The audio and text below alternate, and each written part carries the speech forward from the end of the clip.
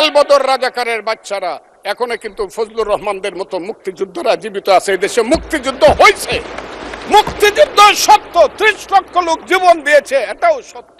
আমি আবারও বলে রাখলাম, শহীদ পরিবারের লোক তো জামাত করতেই পারে না, আর জামাত করলে ডাবল অপরাধ করতেছে। 2 নম্বর উনি বলেছেন কোন মুক্তিযোদ্ধা কিংবা শহীদ মুক্তিযোদ্ধা পরিবারের কেউ জামাত ইসলামী করতে পারে না। তাহলে উনাকে জিজ্ঞেস করে করা লাগবে। তৎকালীন রাজনৈতিক দলের উল্লেখ করে কয়েকটি রাজনৈতিক দল, আবার উত্তেজনা হোক সেটা চায় না, নাম নেব না, তাদের মুক্তিযোদ্ধা এবং মুক্তিযুদ্ধ এই 2 ডেফিনিশনের মধ্যে অন্তর্ভুক্ত করা হয়েছে। তারা তো সেটা স্বীকৃতি দিয়েছেন মাননীয় স্পিকার, আমরা ওখানেই থাকি। সুতরাং নতুন করে আমার মনে হয় যে মুক্তিযুদ্ধের ইতিহাসের ভিত্তিতে জাতিকে আর বিভক্ত না করি। জাতি বিভক্ত করা যাবে না, বাংলাদেশকে হিন্দু মুসলমানে ভাগ করা যাবে না, আমেরিকার চেয়ে ভাগ করা যাবে না। কিন্তু মুক্তিযুদ্ধের ইতিহাস যখন বলতে হবে, তখন আমি কার সাথে? আমি হাবার সাথে যুদ্ধ করছি, আমরা রাজাকারের সাথে যুদ্ধ করছি, এবং তাই আমরা এখানে আসছি। আজকে তো শেষ। মোহাম্মদ ফজলুর রহমান, মাননীয় সদস্য, কিশোরগঞ্জ 4, আপনার সময় 15 মিনিট। আমি আজকে আপনাদের কাছে বলতে চাই, মুক্তিযুদ্ধ এত সহজ জিনিস না।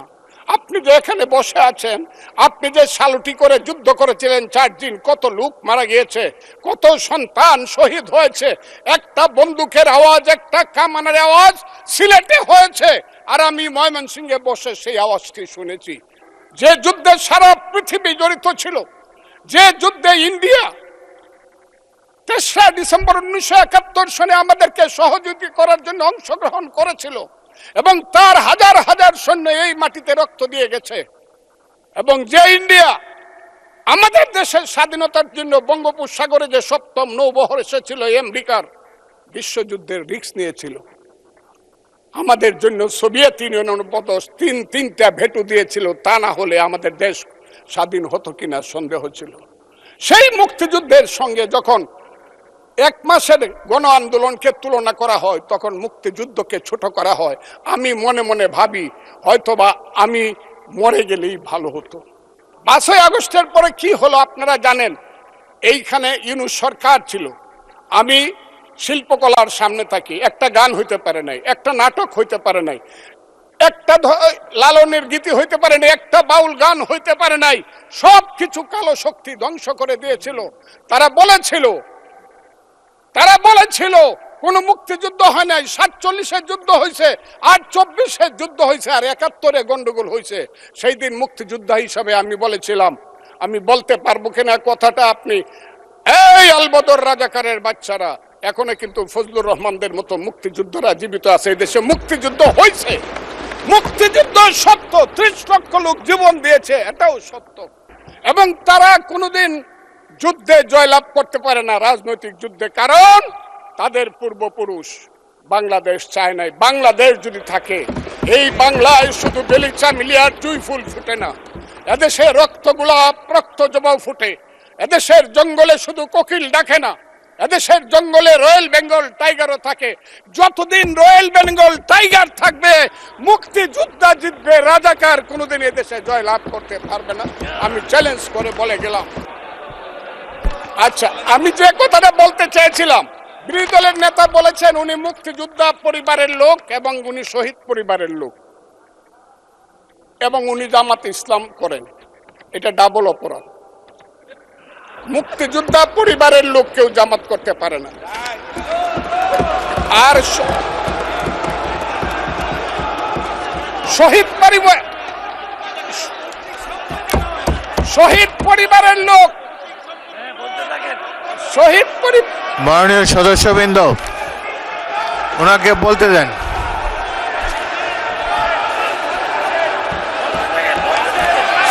মাননীয় সদস্যবৃন্দ, অর্ডার। আপনারা শৃঙ্খলা রক্ষা করুন। মাননীয় সদস্যবৃন্দ, সংসদে শৃঙ্খলা রক্ষা করুন। মাননীয় সদস্য ফজলুর রহমান, আপনি শেষ করুন, কষ্ট পাইতেছেন, বক্তব্য শেষ করুন। আমি আবারও বলে রাখলাম, শহীদ পরিবারের লোক তো জামাত করতেই পারে না, আর জামাত করলে ডাবল অপরাধ করতেছে। 2, তাহলে স্বীকার তাহলে তাহলে আমি আপনাদেরকে বলি, মাননীয় সদস্যবৃন্দ, আমি আমি আমি এক সেকেন্ড মাননীয় সদস্য ফজলুর রহমান, বসেন বসেন বসেন।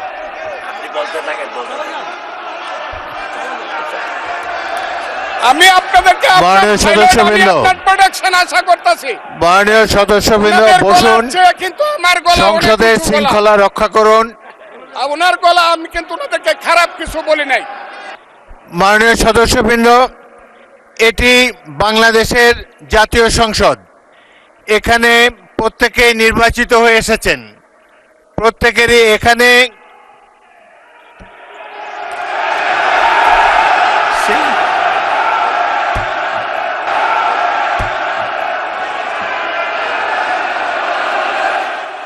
মাননীয় বিরোধী দলের নেতা, আপনি কিছু বলবেন? মাননীয় স্পিকার, আপনাকে ধন্যবাদ। আমি শ্রদ্ধা রেখেই বলতে চাই, মাননীয় সংসদ সদস্য বয়সে আমার বড়, তিনি মুক্তিযুদ্ধে তার অবদান সবকিছুই বলেছেন, কিন্তু নিজের অবদান বলতে গিয়ে আরেকজনের অবদানের উপরে হাতুড়ি পিটানোর অধিকার কাউকে দেওয়া হয়নি। তিনি পার্সোনালি আমাকে হার্ট করেছেন। তিনি বলেছেন যে আমি বলে থাকি আমি শহীদ মুক্তিযোদ্ধা পরিবারের সদস্য, তাহলে ইনি এটাকে চ্যালেঞ্জ করছেন।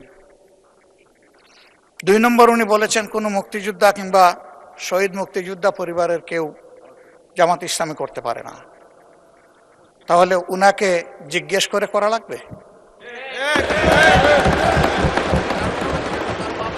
এটি আমার নাগরিক অধিকার। আমি কোন দল করব, কোন আদর্শ আমি অনুসরণ করব, এর উপর হস্তক্ষেপ করার ন্যূনতম কোনো অধিকার রাষ্ট্র কিংবা সংবিধান কাউকে দেয়নি। আমি এটার তীব্র নিন্দা জানাই। মাননীয় স্বরাষ্ট্রমন্ত্রী, আপনি কিসের উপরে, এই বক্তব্যের উপরে বলবেন? স্পিকার, আমি কোনো উত্তেজনা সৃষ্টি করব না, জি বলেন। সংসদের স্বার্থেই বলি। আপনি স্বাধীনতা যুদ্ধের একজন বটবৃক্ষ, তিনিও একজন মুক্তিযোদ্ধা। আমার মাঝে মধ্যে শুনতে ভালো লাগে যখন মাননীয় বিরোধী দলীয় নেতা বলেন যে তিনি শহীদ পরিবারের সন্তান। আমরা এটাকে ধারণ করি। কয়েকজন মুক্তিযোদ্ধা, বীর মুক্তিযোদ্ধা বিরোধী দলে আছে, আপনি নিজেই স্বীকৃতি দিয়েছেন কয়েকজন মুক্তিযোদ্ধা আছে। আমরা এখানে যখন জাতীয় মুক্তিযোদ্ধা কাউন্সিলের বিলটা পাশ করি, আপনার নিশ্চয়ই স্মরণে আছে বিরোধী দল কিন্তু ওয়াকআউট করে নাই, এখানেই ছিল, না ভোটও দেয় নাই, এখানেই ছিল। সম্মতি মৌনতা সম্মতির লক্ষণ হিসেবে আমরা ধরে নিয়েছি। তৎকালীন রাজনৈতিক দলের উল্লেখ করে কয়েকটি রাজনৈতিক দল, আবার উত্তেজনা হোক সেটা চায় না, নাম নেব না, তাদের মুক্তিযোদ্ধা এবং মুক্তিযুদ্ধ এই 2 ডেফিনিশনের মধ্যে অন্তর্ভুক্ত করা হয়েছে। তারা তো সেটা স্বীকৃতি দিয়েছেন মাননীয় স্পিকার, আমরা ওখানেই থাকি। সুতরাং নতুন করে আমার মনে হয় যে মুক্তিযুদ্ধের ইতিহাসের ভিত্তিতে জাতিকে আর বিভক্ত না করি। একটু আগে আমাদের স্বরাষ্ট্রমন্ত্রী সাহেব উনি বলে গেল জাতি বিভক্ত করা যাবে না। তো জাতি বিভক্ত না করলে মুক্তিযুদ্ধের ইতিহাস কিভাবে শিখাবো? হাওয়ার সাথে যুদ্ধ করছে, মুক্তি দেয়নি। জাতি বিভক্ত করা যাবে না, বাংলাদেশকে হিন্দু মুসলমানে ভাগ করা যাবে না, আমেরিকার আছে ভাগ করা যাবে না। মুক্তিযুদ্ধের ইতিহাস যখন বলতে হবে তখন আমি কার সাথে? আমি হাওয়ার সাথে যুদ্ধ করছি, আমরা রাজাকারের সাথে যুদ্ধ করছি, এবং তাই আমরা এখানে আসছি। আজকে তো শেষ, কারোই করা যাবে না। I am sorry to say, ৭১ যখনই আসবে তখন আমার ভাইদের সেই সময়কার ভূমিকার কথা আসবে। And unfortunately, they have to live with this stigma rest of the life. এটাকে আপনি সরাতে পারবেন না। এটা মনে আছে আমার, বেসি হ্যাডপ নামে কি একজন ছিল আপনার, উনি 1936 এ মনে হয় চার্চিলকে বলেছিল, চার্চিল একটু ড্রাঙ্ক ছিল আর কি, বলেছিল ইউ আর ড্রাঙ্ক পার্লামেন্টে। চার্চিল ঘুরে বলেছিল I am drunk, tomorrow I can be sober, but you are ugly and you shall remain ugly. তো আমরা মাঝে মাঝে একটা লাইন ক্রস করি, কালকে হয়তো ভালো হয়ে যাব, কিন্তু আপনারা যা ছিলেন তা থাকবেন, তাই থাকবেন। এটা বাস্তব, এটাকে মেনে নেওয়াই ভালো। 47, 52 আর 71 এক না, প্রত্যেকটারই বিউটি আলাদা।